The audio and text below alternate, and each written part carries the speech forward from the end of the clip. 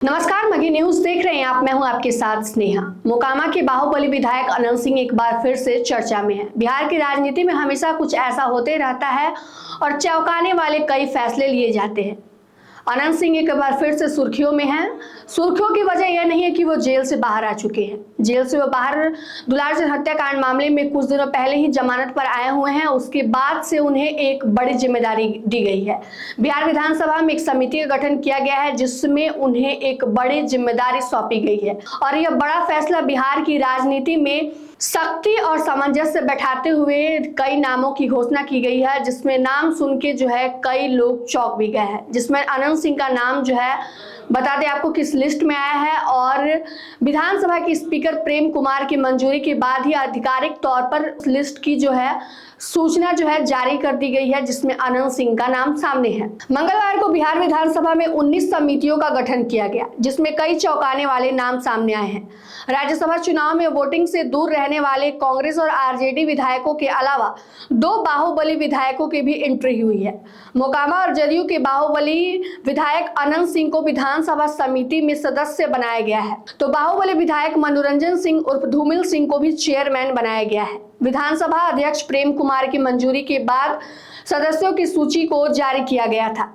बिहार विधानसभा के वित्त वर्ष 2026-27 के लिए 19 समितियों का गठन कर दिया गया है। बाहुबली विधायक मनोरंजन सिंह उर्फ धूमिल सिंह को विधानसभा में पर्यटन उद्योग से संबंधित कमेटी का चेयरमैन बनाया गया है, तो वहीं मोकामा विधायक अनंत कुमार सिंह को पर्यावरण संरक्षण और प्रदूषण नियंत्रण समिति में बतौर संयुक्त सदस्य नियुक्त किया गया है। अनंत सिंह जिस कमेटी के सदस्य हैं उस समिति के चेयरमैन अवधेश सिंह है।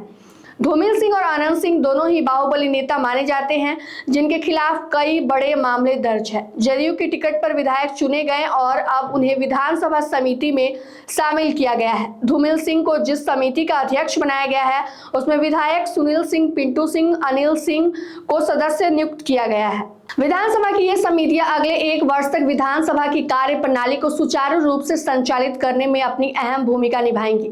इन समितियों का कार्यकाल 1 अप्रैल 2026 से 31 मार्च 2027 तक निर्धारित किया गया है। इस दौरान समितियां विभिन्न विभागों की कार्य प्रणाली की समीक्षा करेंगी और सरकार को आवश्यक सुझाव भी देंगी। विधानसभा अध्यक्ष प्रेम कुमार की मंजूरी के बाद तमाम समितियों के अध्यक्षों और सदस्यों की आधिकारिक लिस्ट जारी कर दी गई है। यह गठन वित्त वर्ष 2026-27 के लिए किया गया है और इसका कार्यकाल 1 अप्रैल 2026 से 31 मार्च 2027 तक रहने वाला है।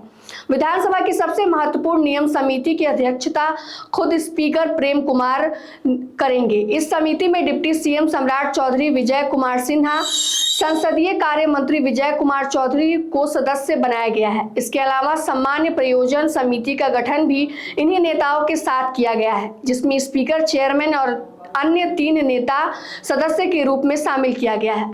लेकिन सबसे बड़ा नाम इसमें अनंत सिंह का है, क्योंकि पिछले कई दिनों से वह दुलार चंद हत्याकांड मामले में वो पिछले कई महीनों से लगभग 4 महीने से वो जेल में थे, जिसके बाद उन्हें जमानत मिली और जेल से बाहर निकलते जो है उन्होंने नीतीश कुमार से भेंट की थी और यह कह दिया था कि वह आधिकारिक तौर पर अब चुनाव नहीं लड़ेंगे।